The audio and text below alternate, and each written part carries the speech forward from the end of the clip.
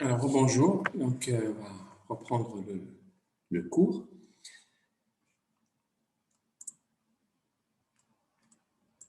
Alors, donc, on en est toujours à comparer les deux types de condensation de parois, de surface.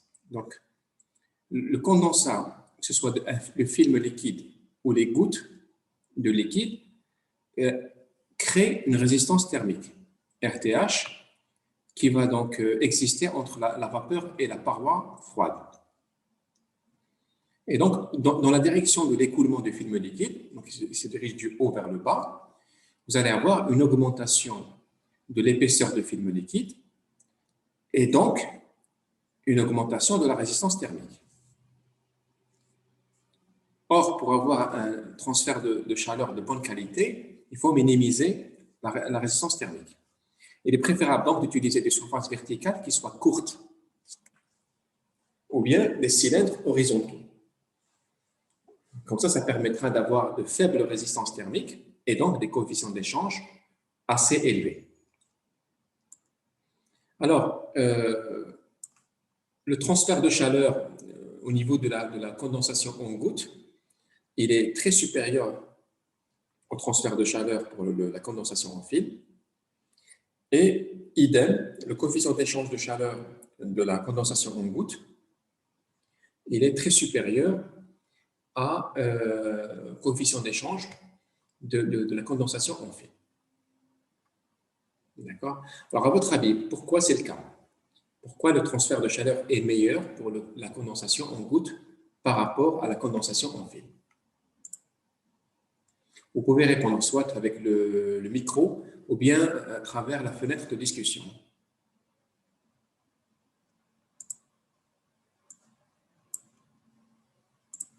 Je reprends ici.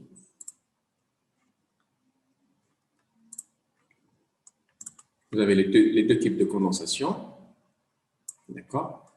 Pourquoi la condensation de droite, c'est-à-dire la condensation en gouttes, elle est meilleure au point de vue transfert de chaleur que la condensation de gauche, qui est la condensation en film.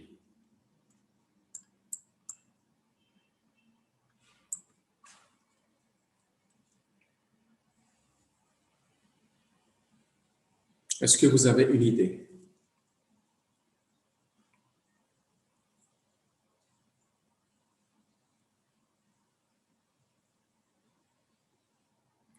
Vous répondez par oui ou non. Très bien. Regardez bien. Le fait qu'il y ait une condensation, ça veut dire qu'il y a la formation de gouttes ou bien de films. Et les deux conduisent à la génération d'une résistance thermique. C'est quelque chose, un obstacle entre donc la vapeur et la paroi froide. Or, ici, au niveau des films liquides, surtout lorsqu'on se dirige vers le bas, vous avez le film liquide qui va être de plus en plus épais, donc de plus en plus large. Donc, sa résistance thermique pour le film liquide, elle est supérieure à la résistance thermique pour les gouttes. Les gouttes, elles naissent un peu partout, la paroi.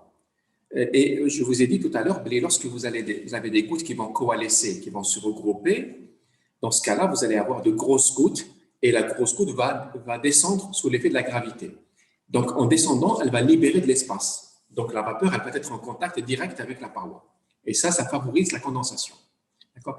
Donc, ici, la résistance thermique dans le cas de la condensation en gouttes, elle va être plus faible, beaucoup plus faible que la condensation en film. Et donc, qui dit résistance thermique plus faible, ça veut dire que l'inverse, qui est donc le coefficient d'échange, il est beaucoup plus élevé. Alors, en général, le coefficient d'échange de la condensation en gouttes, il est quelque part entre 3 et 10 fois supérieur au coefficient d'échange de la condensation en film. D'accord? Donc, au niveau de la condensation en gouttes, le gros du transfert de chaleur se fait par des gouttes qui ont un diamètre inférieur à 100 microns, c'est-à-dire inférieur à 0,1 mm. Mais pour avoir la condensation en gouttes, il faut avoir un revêtement spécial au niveau de la paroi, ce qu'on appelle un promoteur ou bien un inhibiteur de mouillabilité, qui va favoriser la condensation en gouttes. Je vous donne comme exemple de revêtement. Par exemple, vous avez le téflon ou bien le silicone. Cependant, alors vous allez me dire, puisque le transfert de chaleur par la condensation en gouttes est supérieur à celui du film liquide, pourquoi on n'utilise pas toujours ce type de condensation? En fait, les revêtements Hindoma qui sont installés au niveau de la paroi, non seulement ils ont un prix, d'accord, c'est-à-dire qu'il y a tout un process pour mettre en place les revêtements sur la paroi, donc, par exemple métallique, mais en plus, avec le temps, ils perdent peu à peu leur efficacité, c'est-à-dire ils vont s'oxyder, donc ils vont se détériorer, d'accord? Et quand ils vont se détériorer, la condensation en goutte va disparaître. Et ce qui va rester, c'est la condensation en film, tout simplement. Donc, dans les applications industrielles, bien évidemment, il est préférable de recourir à la condensation en goutte, puisque les coefficients d'échange sont beaucoup plus élevés. Mais ce qu'on remarque, c'est qu'il est souvent très difficile de garder cette condensation dans le temps. C'est-à-dire qu'on ne peut pas, enfin, ça va être difficile de garder la qualité des revêtements qui vont générer la condensation en goutte. C'est pour cette raison que le dimensionnement se fait toujours par rapport au cas le plus défavorable, c'est-à-dire le cas où le coefficient d'échange est le plus faible, et c'est celui du film liquide. C'est de la condensation en film. D'accord? Donc, dans tout ce qui va suivre, on va se concentrer sur la condensation en film. C'est celle qu'on retrouve pratiquement tout le temps au niveau des process industriels de condensation. Alors, comme condensation, je vais vous citer deux exemples de ce mode de transfert. Premier exemple, vous avez le cycle de Rankine que vous avez vu en deuxième et troisième année, en thermodynamique par exemple. Et le cycle de Rankine, vous avez donc, c'est un cycle qui est destiné, qui correspond aux centrales thermiques. Et au niveau des centrales thermiques, vous avez bien évidemment la turbine, la chaudière, vous avez la pompe, et enfin vous avez le condenseur. D'accord? Là, vous avez le phénomène de condensation qui a lieu, les condenseurs des centrales thermiques, qui fonctionnent avec le cycle de Rankine. Deuxième exemple, vous avez les machines frigorifiques, donc les frigidaires. Donc là, typiquement, vous avez un fluide frigorigène, par exemple le R22. Vous avez tout un équipement, enfin, vous avez plusieurs équipements. Vous avez l'évaporateur, le condenseur, le détendeur, le compresseur. Au niveau du condenseur, vous avez le phénomène de condensation qui va avoir lieu. Donc, c'est le fluide frigorigène à haute pression qui va se condenser pour devenir liquide et puis régénérer le cycle frigorifique. D'accord? Et il y a plein d'exemples de condensation. Vous avez aussi la condensation au niveau des climatiseurs, par exemple, des splits, etc. etc. D'accord? C'est un processus de transfert de chaleur qui est très courant dans les applications industrielles. Voilà, donc pour la suite, on va se concentrer sur la condensation en film, la film condensation.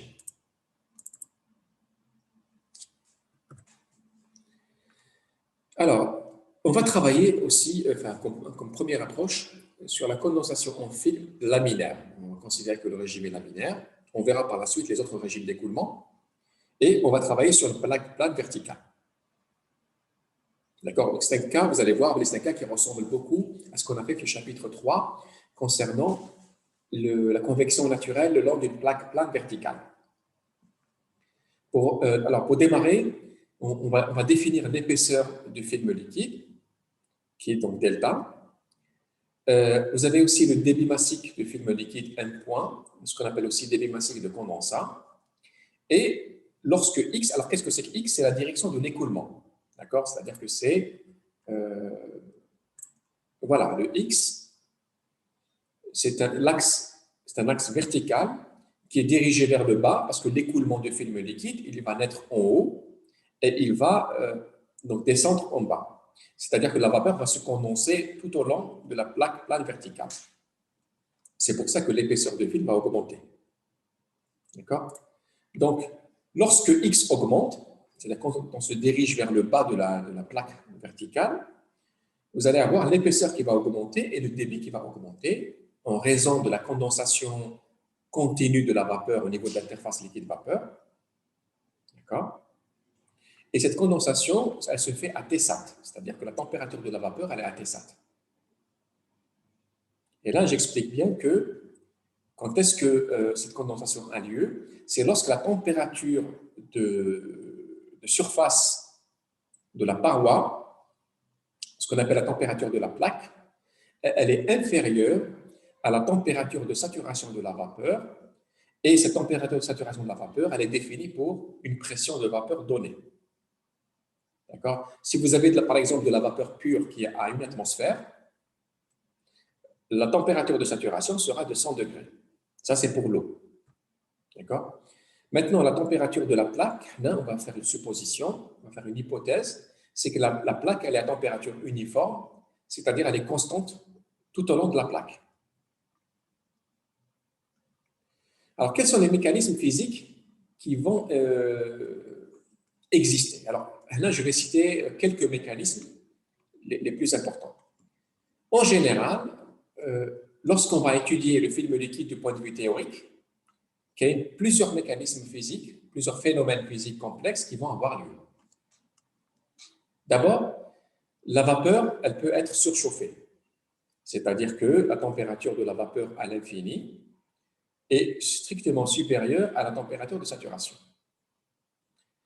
Ensuite, la vapeur, elle peut être composée d'un ou de plusieurs gaz incondensables, c'est-à-dire que vous n'allez pas avoir de la vapeur pure, donc uniquement de la vapeur d'eau par exemple, mais vous allez avoir un mélange de plusieurs gaz qui ne vont pas se condenser, qui vont rester à l'état gazeux, tandis que la vapeur, elle, va se condenser. Et l'un des exemples les plus courants de gaz incondensable, c'est l'air. Et ça va changer énormément le transfert, la qualité du transfert de chaleur.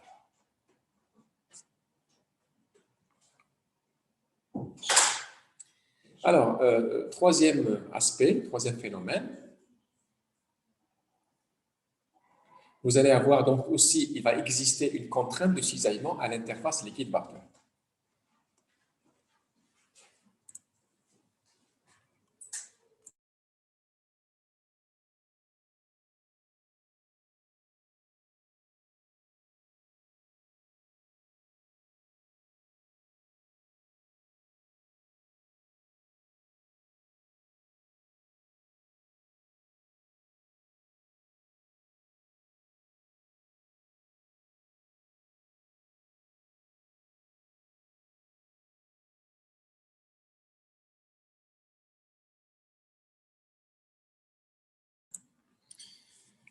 Alors, qu'est-ce que c'est que cette contrainte de cisaillement? Donc, on revient au schéma ici.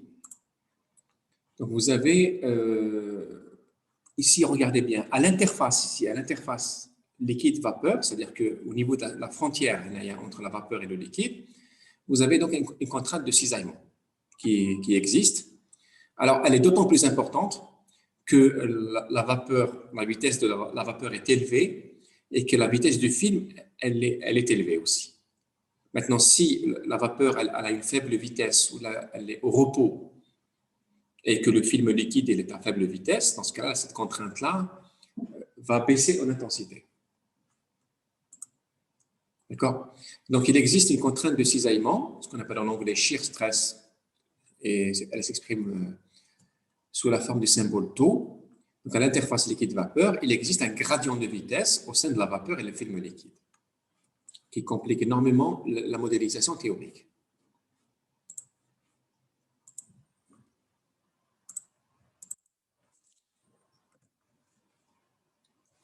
Alors, bien évidemment, c'est très difficile de tenir compte de tous ces phénomènes. Donc, on va faire des simplifications, des hypothèses.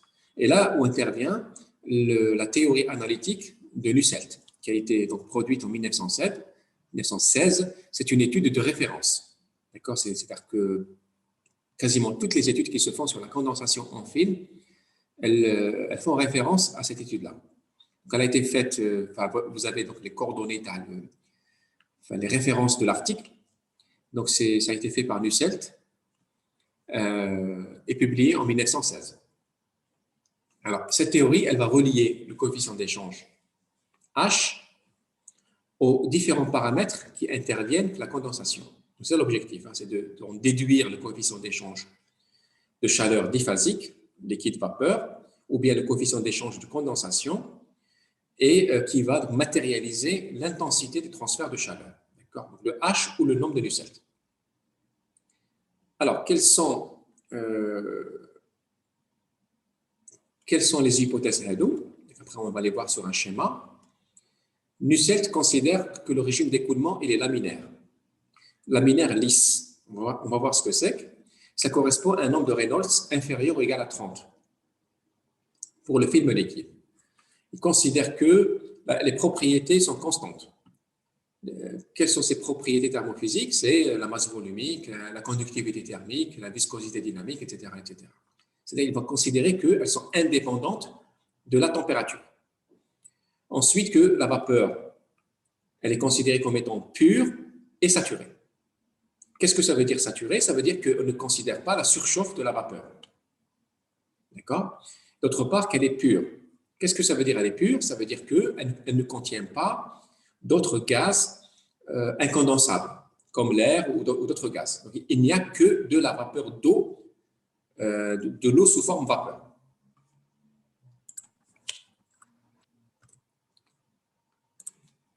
Donc, si on suppose qu'on est à T5, donc il n'y a pas de gradient de température au sein de la phase vapeur et il n'y a pas de conduction au sein de la vapeur.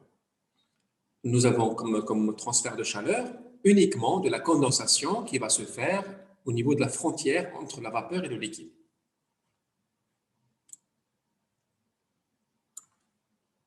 D'accord? On revient un petit peu au schéma ici. Il y en a juste pour vous dire que cette corrélation, elle a été faite, la première étude a été faite par Nusselt, ensuite améliorée par d'autres.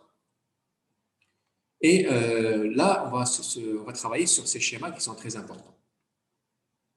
D'accord? Donc ici, je vais expliquer ça en détail. Regardez bien. À gauche, vous avez comment dirais-je, le film liquide avec les principaux mécanismes physiques. Donc ici, il n'y a pas de simplification à gauche.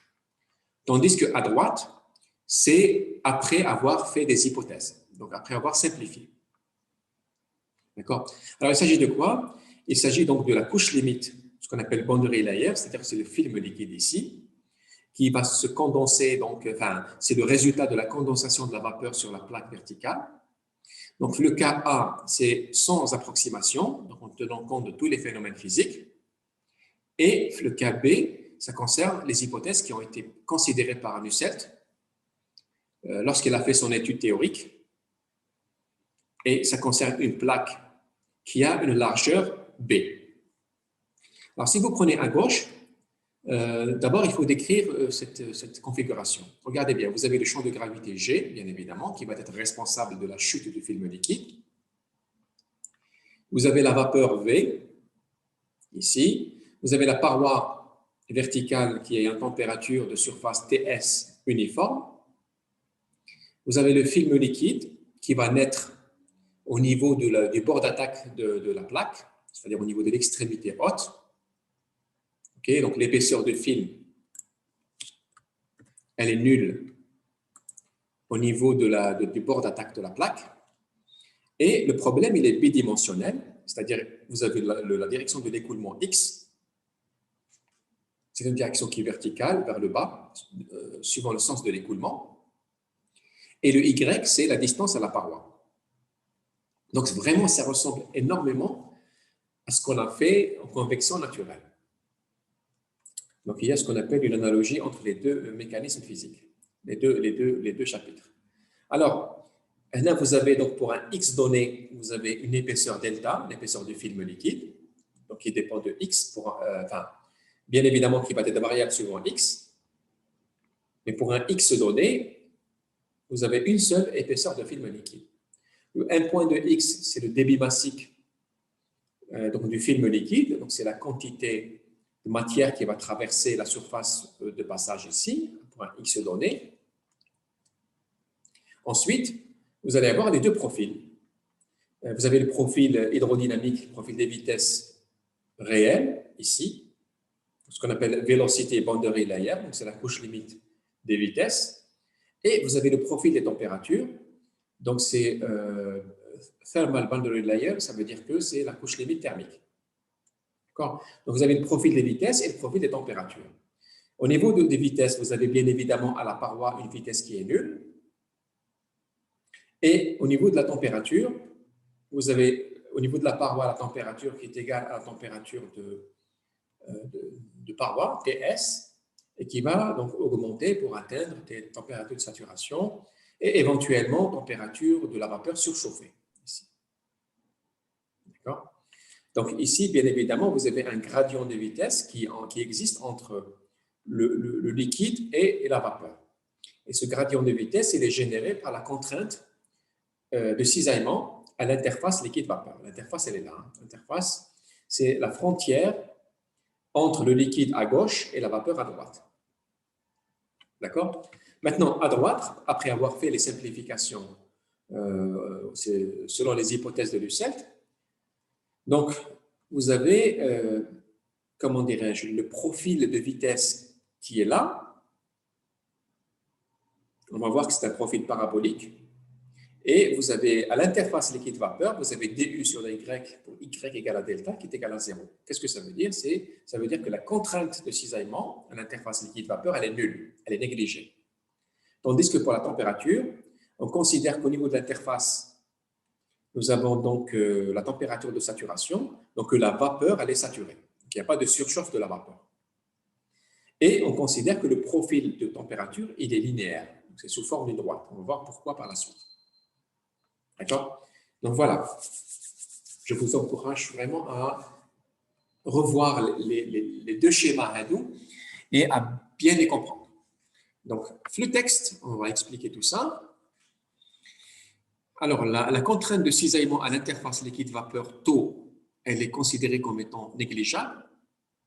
Et l'expression de taux, c'est tout simplement la viscosité dynamique mu fois le gradient de vitesse du sur dy pour y égale à delta. Comme ça. Donc ça, c'est la définition de taux. Et ce terme-là, puisqu'on l'a négligé, ça va être égal à 0.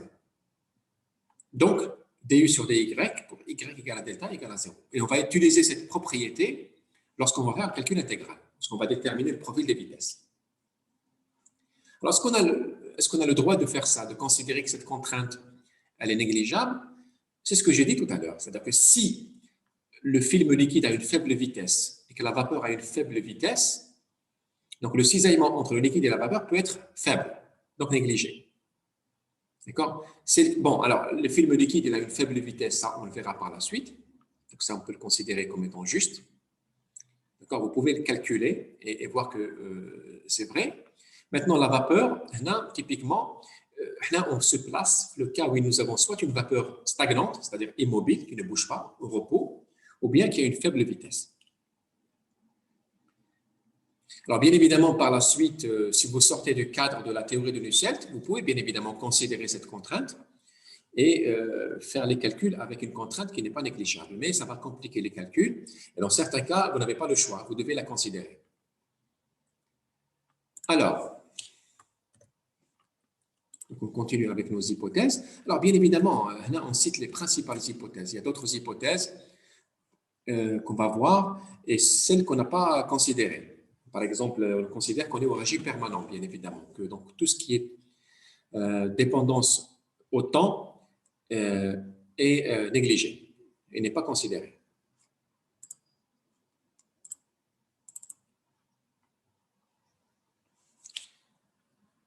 Alors, on va finir avec les dernières hypothèses. C'est que on va considérer que les termes advectifs sont négligés. D'accord, au sein du film liquide. Qu'est-ce que ça veut dire? Alors, vous avez deux types d'advection. Nous avons l'advection de la quantité de mouvement et l'advection de l'énergie. Alors, le terme advection, ça veut dire que c'est le transport. C'est le transport, c'est-à-dire on va transporter de la quantité de mouvement ou bien on va transporter de l'énergie. Donc, le terme advectif, il est là, regardez bien. Si vous écrivez l'équation de l'énergie, l'équation de conservation de l'énergie, c'est U dt sur dx plus V dt sur dy égale à alpha, la diffusivité thermique, fois d au carré t sur dy au carré. Donc, qu'est-ce que ça veut dire négliger le terme advectif de l'énergie, qui correspond à l'énergie?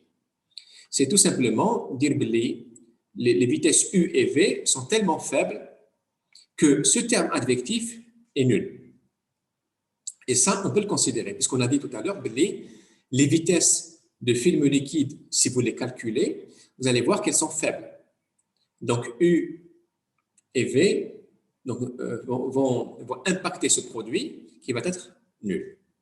Maintenant, si le terme advectif de l'énergie, on va voir le cas à la quantité de mouvement par la suite, s'il est nul, ça veut dire que votre équation de conservation de l'énergie va s'écrire comme étant la dérivée seconde de T par rapport à dy au carré égale à 0.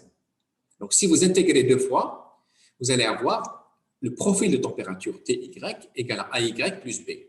Donc, c'est un profil qui est linéaire. D'accord, c'est une droite. Donc, le transfert de chaleur dans le film liquide se fait uniquement par conduction.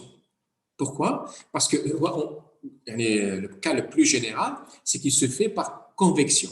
Mais comme on a négligé le transport de chaleur ici, en termes advectifs, ce qui va rester, c'est uniquement la partie conduction. Regardez bien, si je reviens au schéma ici, vous avez votre profil de température après simplification, et ce profil de température au sein du film liquide, il est linéaire. Ça veut dire qu'en fonction de Y, vous avez la température qui va varier linéairement entre TS et Tsat. Et ça, c'est vrai parce qu'on a négligé le terme advectif pour l'équation de l'énergie. D'accord? Donc, c'est très important. Hein? Le profil de température, il est linéaire et le transfert de chaleur qui se fait au sein du film liquide, il se fait uniquement par conduction de chaleur. Ayant fait toutes ces hypothèses, on peut commencer à résoudre les équations de conservation.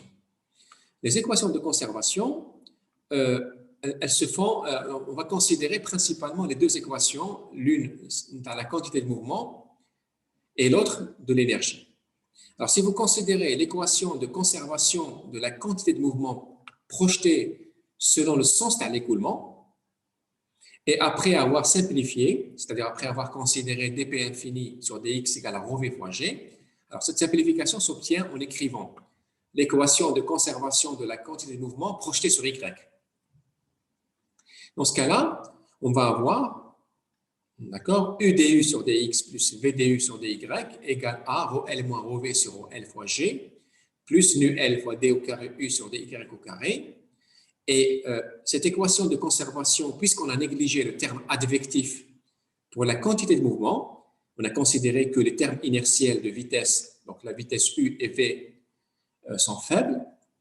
D'accord? Donc ce terme-là est très faible. On peut le considérer comme étant nul. Il va me rester ρl moins ρv sur ρl fois g plus nu l fois d au carré u sur dy au carré qui est égal à 0. D'accord? Et là, on voit apparaître l'hypothèse que l'advection pour la quantité de mouvement, elle est négligeable. Maintenant, si vous aviez des vitesses de film liquide qui ne sont pas faibles, ce terme-là, on ne peut pas négliger, bien évidemment. Donc voilà, à partir de cette expression-là, alors comment on va le résoudre? Pour un x donné, U ne va dépendre que de y. On est d'accord? Donc, je vais intégrer par rapport à y, et puisque c'est une dérivée seconde, je vais avoir besoin de deux conditions aux limites. Quelles sont ces conditions? D'abord, pour la dérivée de du sur dy, je vous rappelle, si vous rajoutez mu, c'est la contrainte de cisaillement à l'interface liquide-vapeur. D'accord? Lorsque y égale à delta. Qu'est-ce qu'on avait dit comme hypothèse? On avait dit que la contrainte de cisaillement est nulle. Donc, du sur dy pour y égale à delta est égal à 0. Donc, ça, c'est une condition aux limites qui provient de l'équation 1. La deuxième condition aux limites, quand on va intégrer pour la deuxième fois, c'est que la vitesse au niveau de la paroi, elle est nulle. Ce qu'on appelle la condition d'adhérence à la paroi. D'accord? Donc là, vous allez intégrer une première fois d au carré u sur dy. Ensuite, vous allez utiliser la condition aux limites AD. Ensuite, vous allez intégrer une deuxième fois en considérant la première condition aux limites. Vous allez obtenir le profil de vitesse.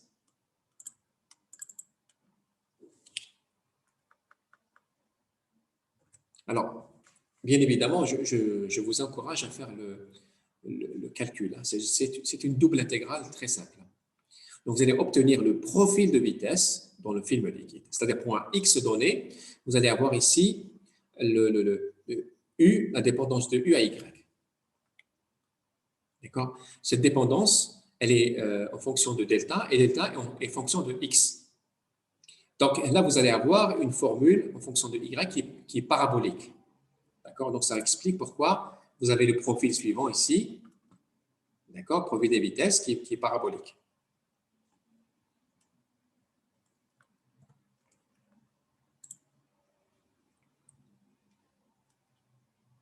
Alors, pour aller plus loin, on va définir ce que c'est que le débit massique. Mais ce ne sera pas le M point qui va dépendre de X, mais ça va être le débit massique par unité de largeur. C'est le débit massique du film liquide, bien évidemment. Alors, c'est la largeur de la plaque, petit b. Donc, si je prends ici le schéma, regardez bien. À gauche, vous avez la plaque, donc une vue en 3D. Vous avez la plaque verticale, la direction suivant X. Vous allez avoir la largeur de la plaque, petit b.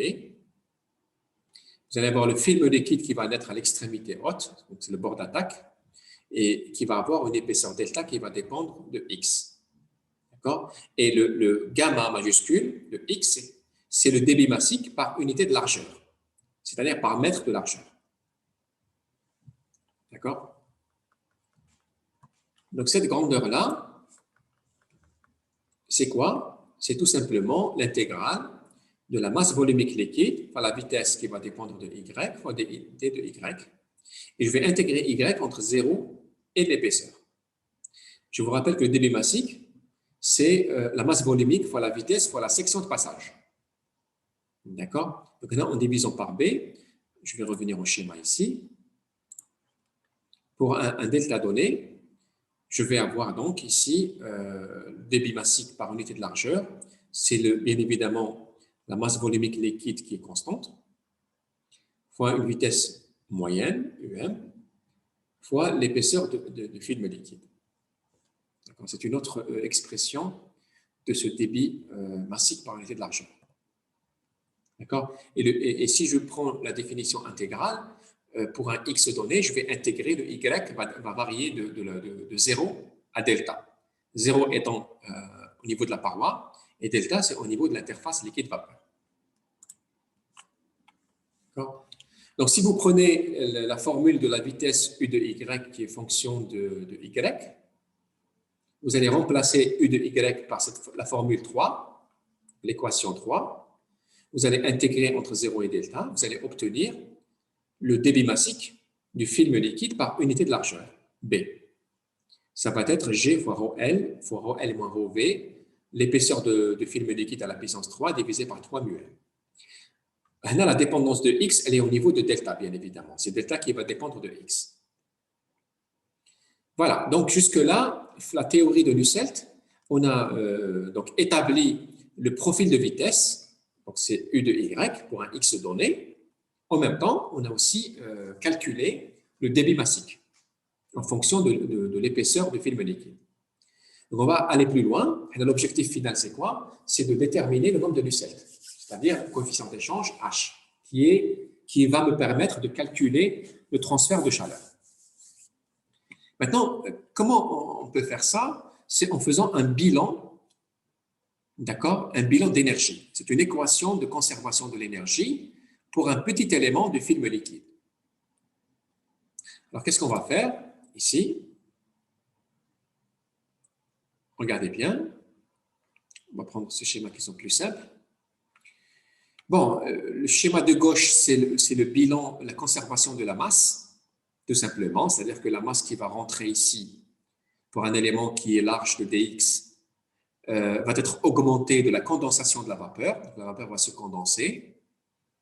Et à la sortie, en faisant l'équilibre, enfin la conservation, l'équation de conservation, c'est-à-dire que la somme de ce qui rentre égale la somme de ce qui sort, en termes de masse, vous allez avoir M point plus dm point égale à M point plus dm point. Et c'est cette condensation continue tout au long de la plaque qui fait que l'épaisseur du film augmente. D'accord? Bon, ici, ce qui nous intéresse, c'est energy balance, c'est-à-dire l'équation de conservation de l'énergie, prise sur un élément ici petit. Vous avez donc la condensation de la vapeur, elle se fait à l'interface liquide-vapeur. La vapeur, elle est à droite et le film liquide, il est à gauche.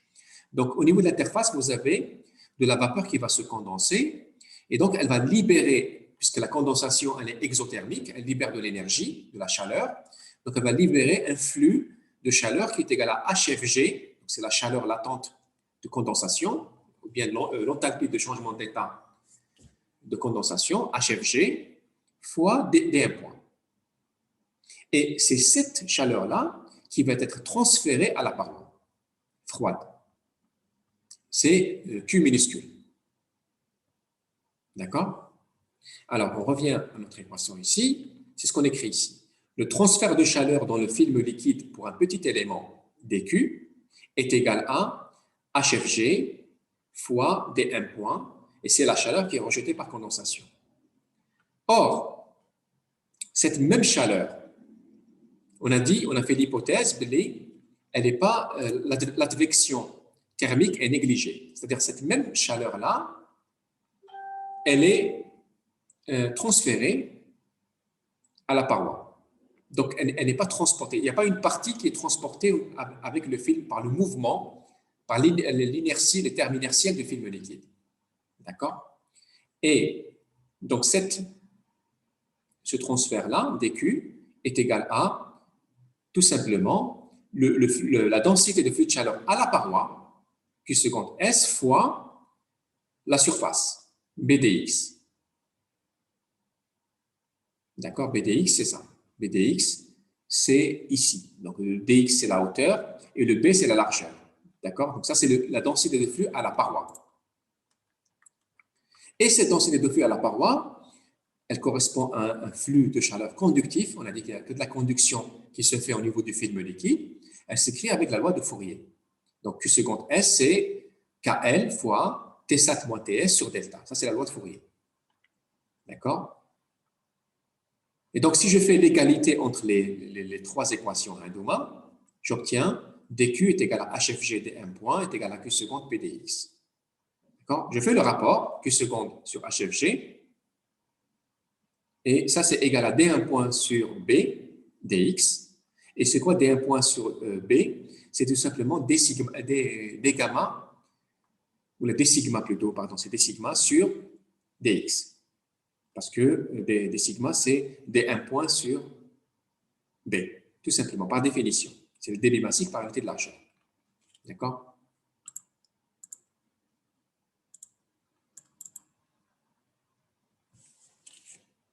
Alors, avant d'aller plus loin, la séance Zoom va se couper.